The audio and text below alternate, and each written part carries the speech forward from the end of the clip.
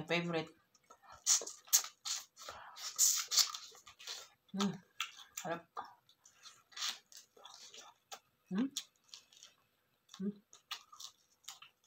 Yan ang ating paksiw na makarel, may hipon at munggo at meron akong kimchi na cucumber. So let's go, let's cook. Ayan, ito ang mga sangkap mga loves. Ayan, nakitang-kita nyo na. Ito ay ating ilagay sa ating paksiw. Pa akong makarel, ayan. So magpaksiw tayo mga loves. Lagyan lang natin ng eggplant, green chili, tomato, ginger, lemon, onion, garlic, at then mag-kimchi tayo para meron tayong pang side dish. At then itong paksiw ay lagyan natin ng shrimp. Itong shrimp ng loves, binili ko siya pero boiled na po yung shrimp. So luto na.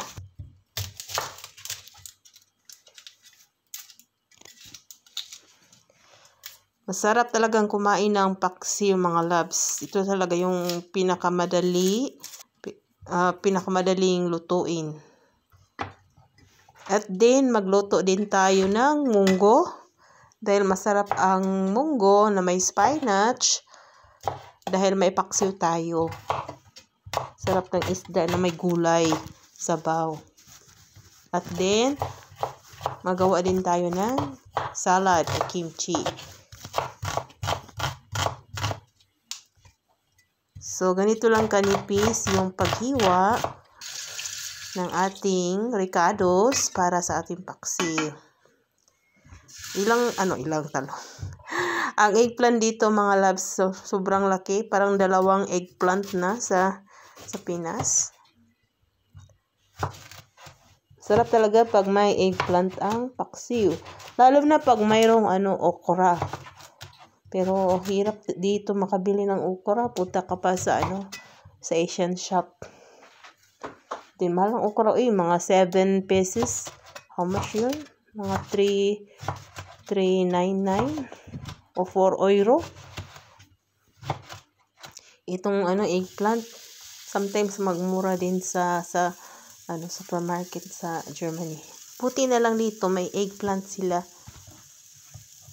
Then sometimes mura, sometimes mataas yung presyo.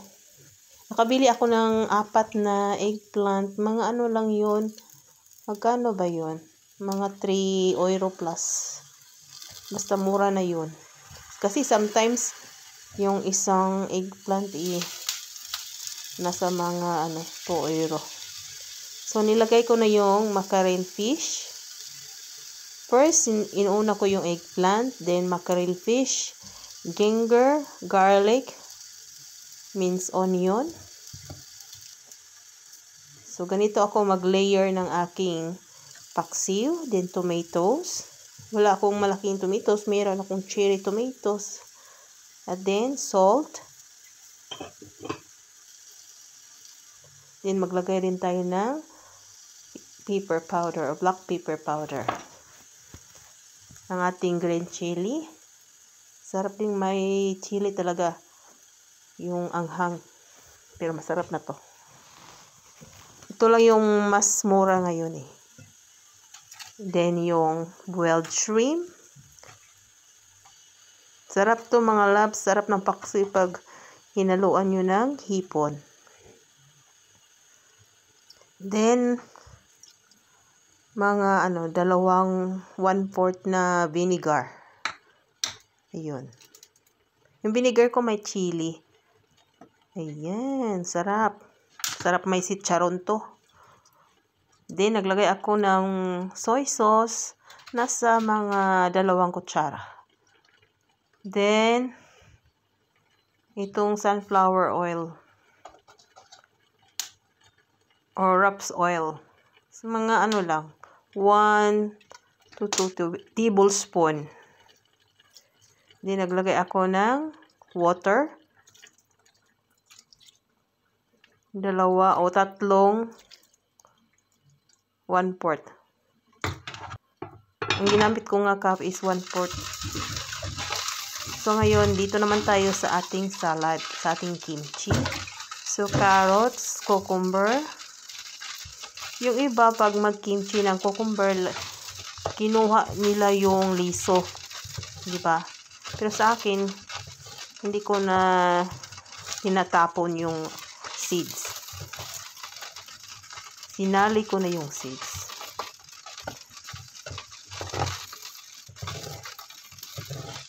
Then yung iba, kinuha nila yung balat, pero sinama ko na rin yung balat. Yan, binabalatan ko muna ang carrots at i-ano lang natin, i-cut natin ng manipis. At then, i-soaking natin ng salt. Lagyan natin to ng salt. Nasa mga tsamba-tsamba. 1 teaspoon salt. Then, i-squeeze nyo at i-soaking muna. At least mga 5 minutes. Then, i-squeeze nyo after 5 minutes. Ayan, ganito yung paghiwa. Manipis.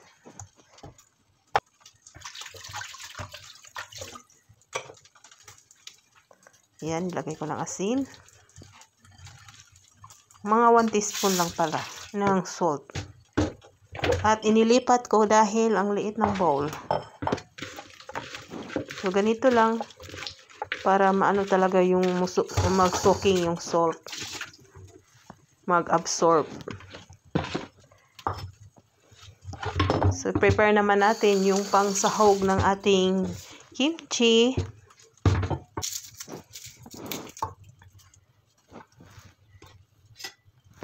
Garlic, onion. So, it means garlic lang natin to. At then, manipis. Pag mag-slice kayo ng onion, manipis. Masarap ang red onions kaysa yellow onions. Mas malasa yung red onions, pero ang siya, mas mahal ba?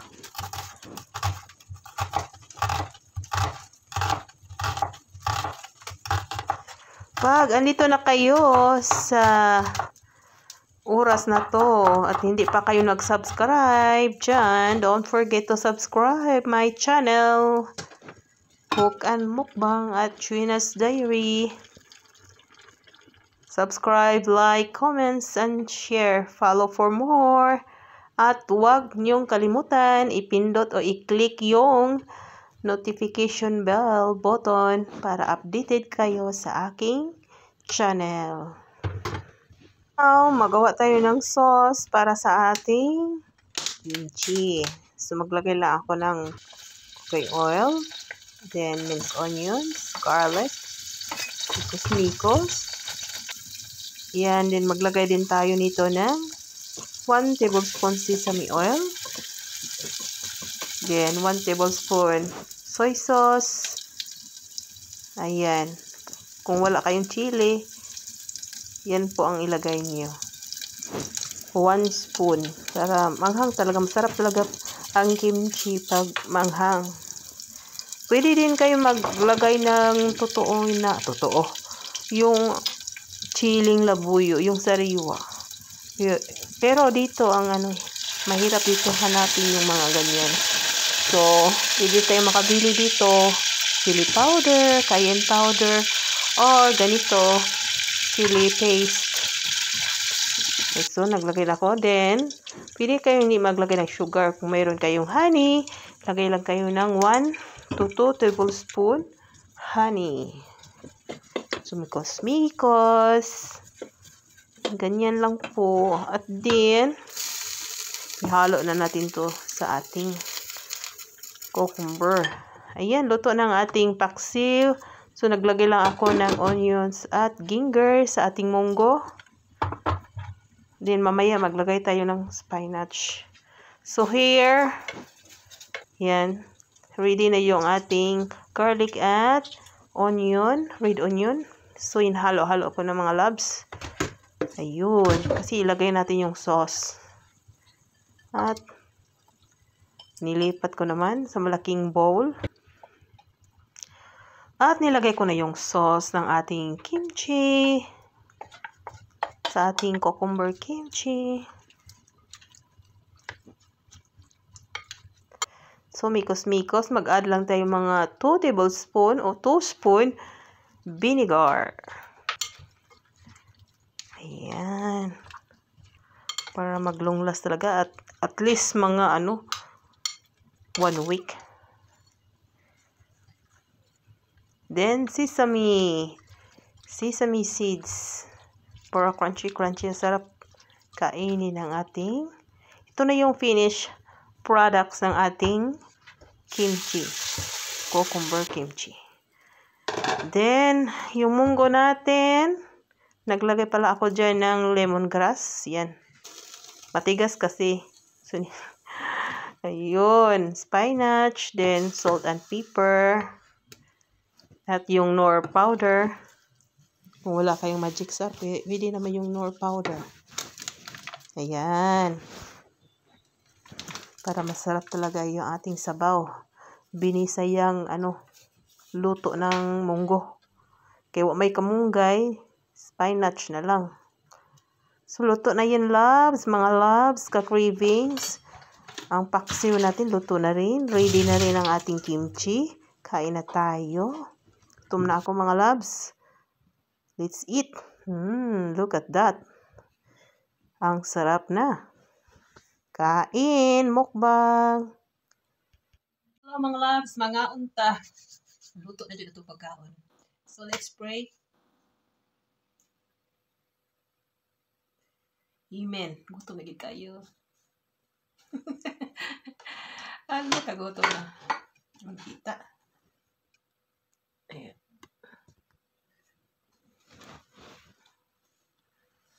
Naulit na mga loves. Munggos. Kimchi, cucumber, carrots. Homemade. Paksiw. Mackerel at may shrimps. Kain tayo. Ay, kalamig sa munggos. Binisaya nga munggos. Kaya naman ko'y paksiw. Yan, lamig magayo na gulay.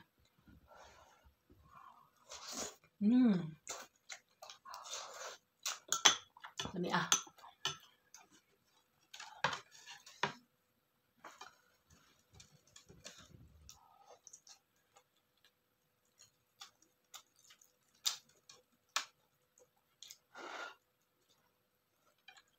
May paksiw sa mackerel.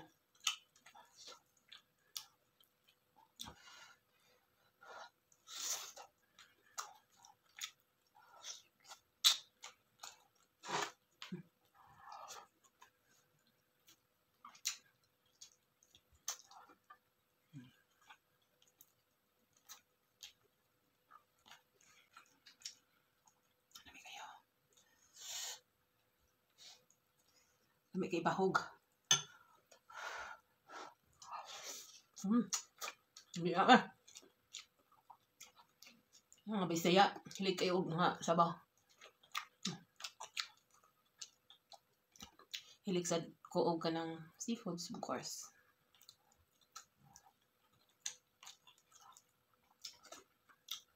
Lamig kayo.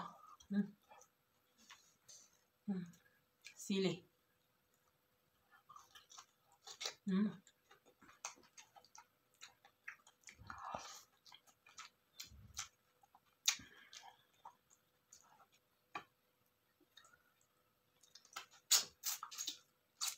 May kimchi. Sabi naisip ko side dish. Wrap.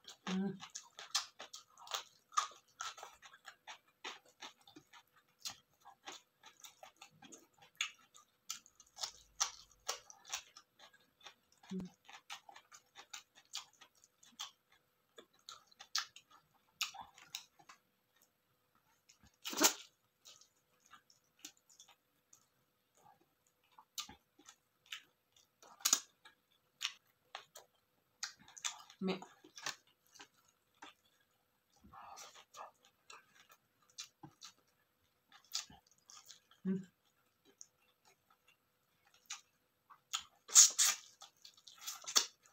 Lamig kay paksiw kay naihipon.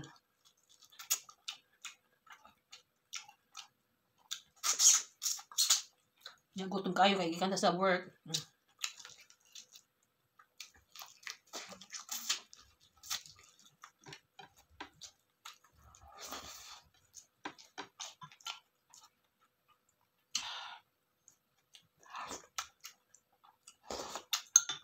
Alam medyo na ipaksil na yun. Naikuan ba sabaw? No?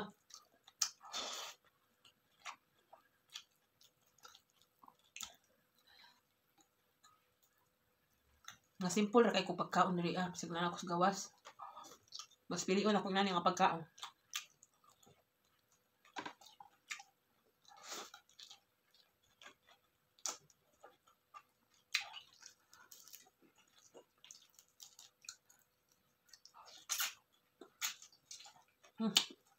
Kami kay paksiyon ang kuan hipon.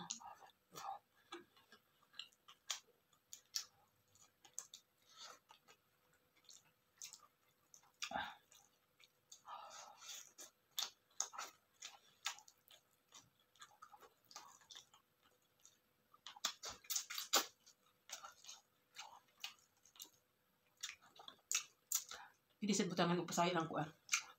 Ang munggos. Lami gusto ko check kalami.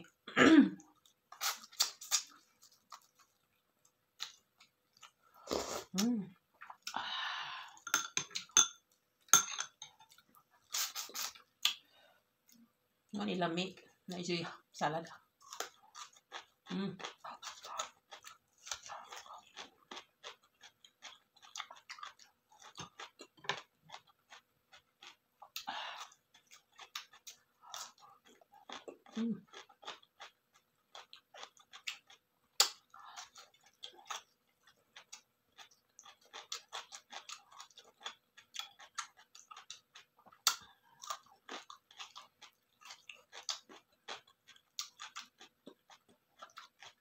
Ganahan kong salad nga na sili. Ang lahat diri ko ang salad na mayonnaise.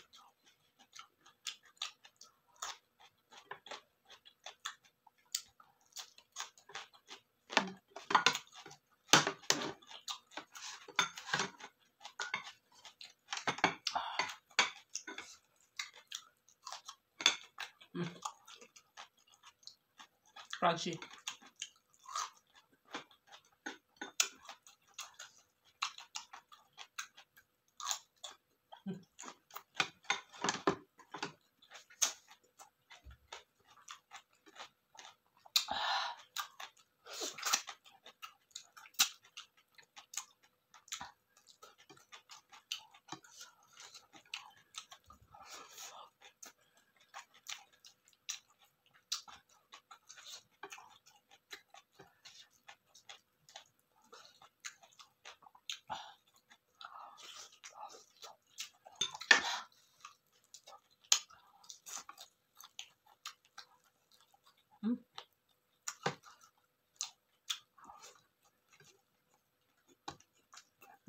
Sarap. Mahilig talaga ako sa isda. Hinugba, kinilaw, basta pinirito, subak sa gulay. Sarap. Paborito ko isda.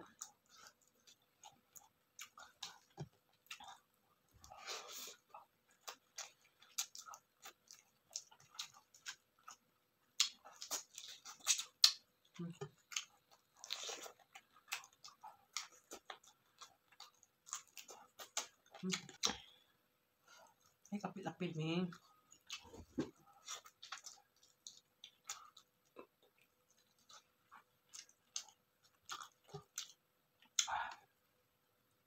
Lamig.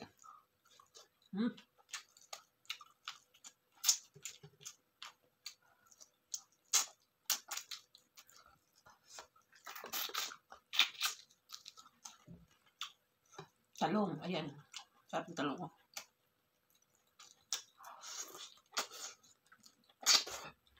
Sarap talaga yung pinaksil na talong.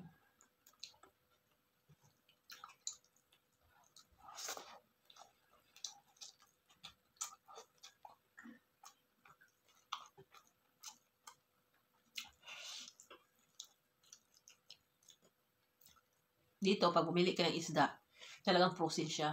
Mayroon namang isda dito na fresh, pero 3 times yung presyo. Ito, frozen to siya. At din, malinis na yung isda dito. Kinuha na yung mga ano ba, ano ba yun? Sa bili.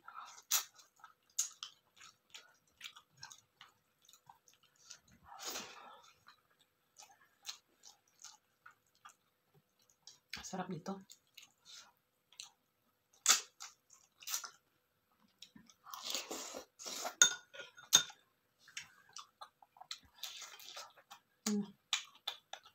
Sarap talaga.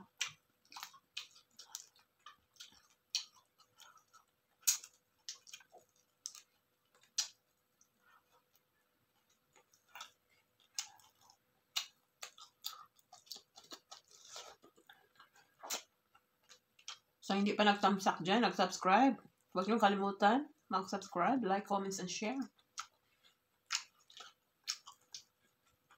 Mag-iwalang ng bakas at para masuklian.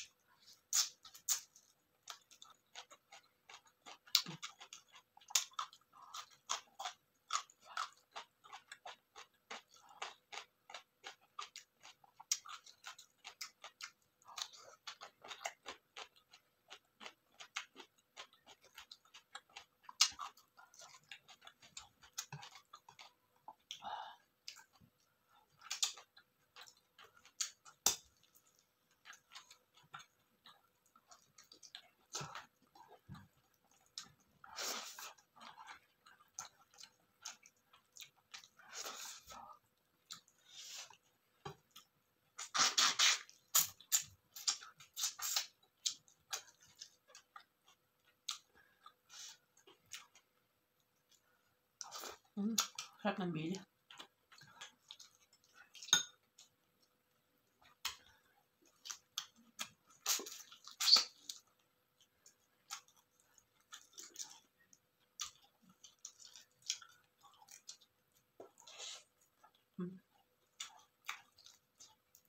May malaki pala.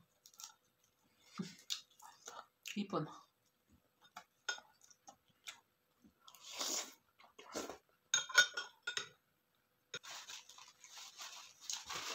Grabe, sarap eh.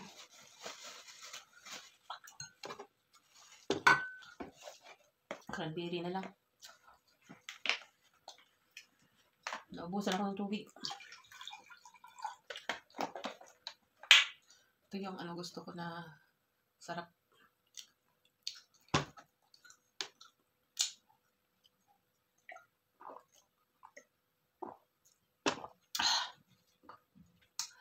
Thank you for watching. Have a nice day. See you next time. Mukbang and cooking. Cook and mukbang. Bye-bye.